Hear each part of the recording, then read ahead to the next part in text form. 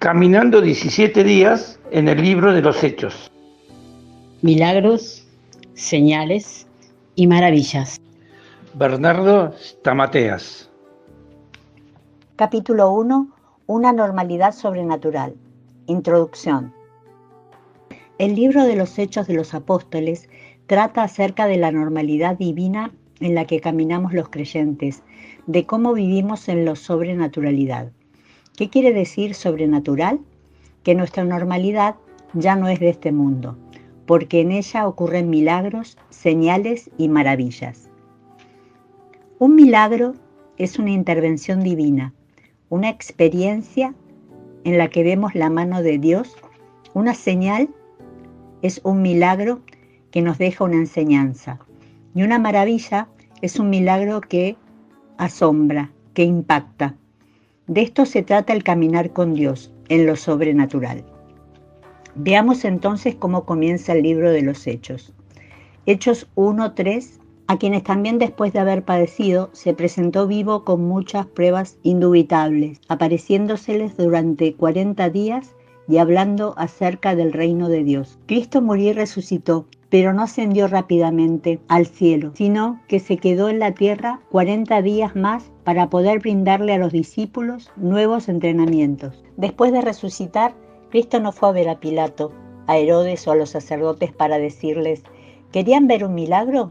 Mírenme, sino que solo se les apareció a los discípulos, porque hay un entrenamiento que Dios solo les da a sus hijos.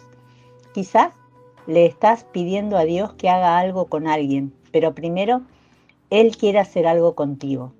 Durante los 40 días que el Señor estuvo con los discípulos, de lo único que les habló fue del reino. Durante 3 años y medio sus discípulos estuvieron con el Cristo visible. Caminaban con Él, lo veían sanar a los enfermos, lo escuchaban, pero ahora debían aprender acerca del Cristo invisible. Ellos tenían que aprender a caminar sabiendo que, por momentos, Cristo sería visible y por momentos invisible. Ellos estaban muy familiarizados con el Cristo visible, pero no con el Cristo que está, pero que no se ve. Cristo visible, Cristo invisible. Existe un Cristo visible y un Cristo invisible, pero es necesario explicar que no se trata de que a veces Él está y otras veces se va, sino de que siempre está, aunque a veces desaparece y no se hace visible. Los discípulos tenían que aprender que, aunque no pudieran verlo, Él iba a estar ahí con ellos, obrando. Y su presencia era tan real como cuando podían verlo y tocarlo. De la misma manera, sucede con nosotros. Él está a nuestro lado, en nuestro corazón, aunque sea de manera invisible. Y en ocasiones, Él será visible a través de los milagros, las señales y las maravillas que experimentaremos.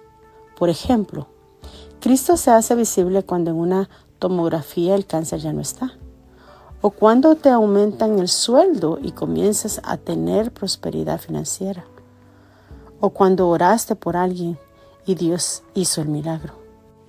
Hay momentos que Él se hace visible y hay momentos que Él sigue con nosotros, pero de manera invisible. Los discípulos estaban muy entrenados en ver al Cristo visible, no así al Cristo invisible. Nosotros, en cambio, estamos muy entrenados en vivenciar al Cristo invisible.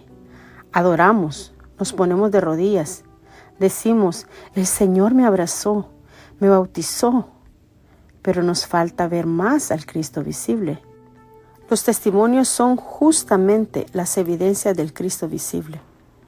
No nos enseñaron a esperar al Cristo visible, pero hoy, cuando ores, mientras adores, espera que el Señor se haga visible, porque la vida sobrenatural consiste en un Cristo que se hace visible para luego hacerse invisible, después hacerse visible y así sucesivamente.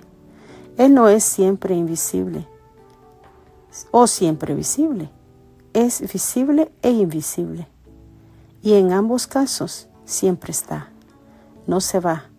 Por ejemplo, cuando oraste y Dios hizo un milagro, dijiste: el Señor está aquí, Pero ¿acaso no estaba también antes de que te diera el milagro? Él no solo está en lo visible, Él está siempre. Pero lo invisible es lo que hace en mí y lo visible es lo que se ve, se toca, se respira, se cuenta.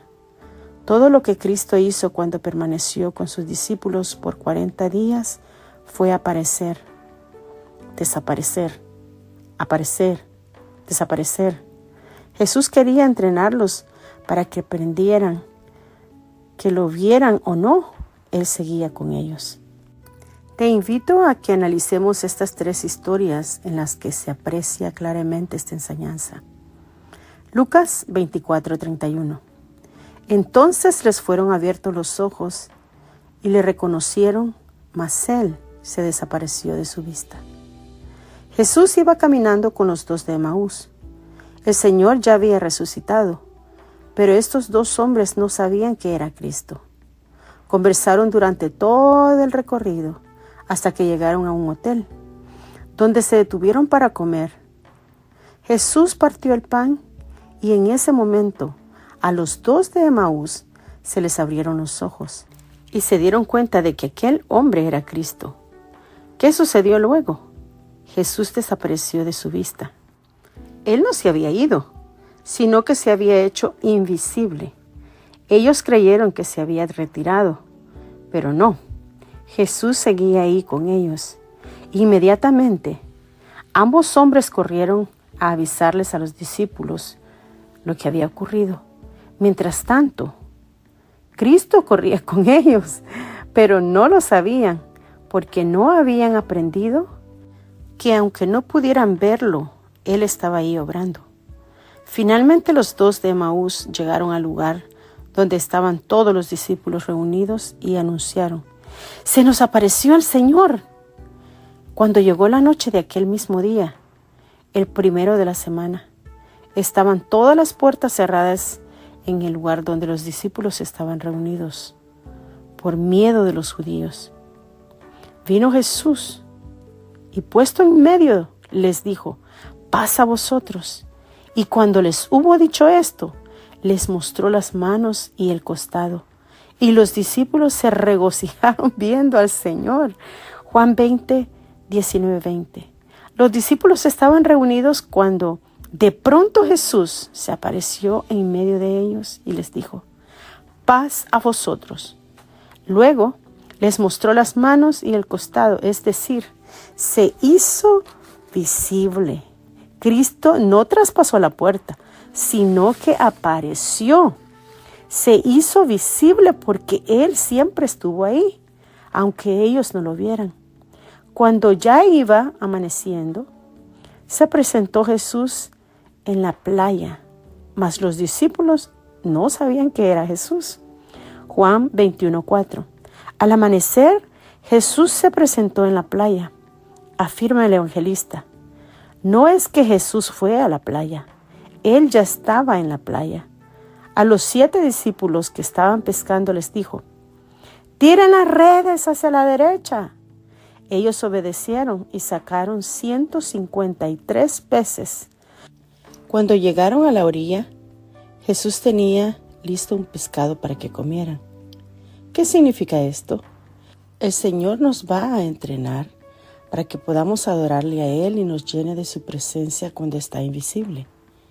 Pero también para que cuando oremos, Él se haga visible.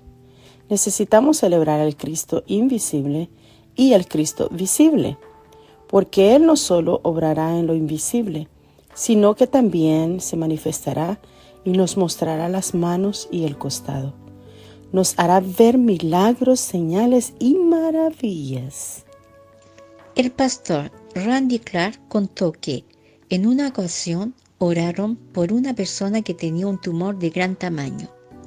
En ese momento miraron para saber si el tumor había desaparecido ahí mismo, delante de sus ojos, pero nada ocurrió. Al día siguiente, la persona asistió a la reunión y dijo: «Toda la noche sentí un fuego en el tumor y el Señor obró. No lo había visto con sus ojos, pero Él sí había obrado. Aunque no lo veamos, Él está obrando. Por eso, cuando ores y no veas nada, no digas, bueno, nada ocurrió. Vuelve a orar. No sueltes a Cristo, porque aunque esté invisible, pronto se hará visible. El Señor puede hacerse visible en el momento. Al día siguiente o quizás después de varios días, pero sin lugar a duda lo va a hacer. Lo que debemos hacer es aprender a esperar que se manifieste de manera visible. Tomás quería tocar al Señor porque estaba acostumbrado al Cristo visible. Nosotros, en cambio, estamos acostumbrados al Cristo invisible, razón por la cual necesitamos aprender a esperar para ver al Cristo visible y celebrar los milagros, señales y maravillas. El Señor les dijo a sus discípulos, acá estoy, aparezco y desaparezco, pero estaré con ustedes todos los días hasta el fin del mundo. A partir de estas palabras, las preguntas que solemos hacernos y le presentamos al Señor suelen ser, Señor, ¿dónde estás? ¿Por qué me dejaste? ¿Por qué no estás conmigo en este momento? Cuestionamientos que hoy ya no podemos seguir haciendo, que no tienen que estar en nuestra boca, porque Él está, a veces invisible y a veces visible, pero siempre está. Ejercicios. ¿Cómo experimentaste a Cristo al leer este capítulo? Adora al Señor por tu experiencia.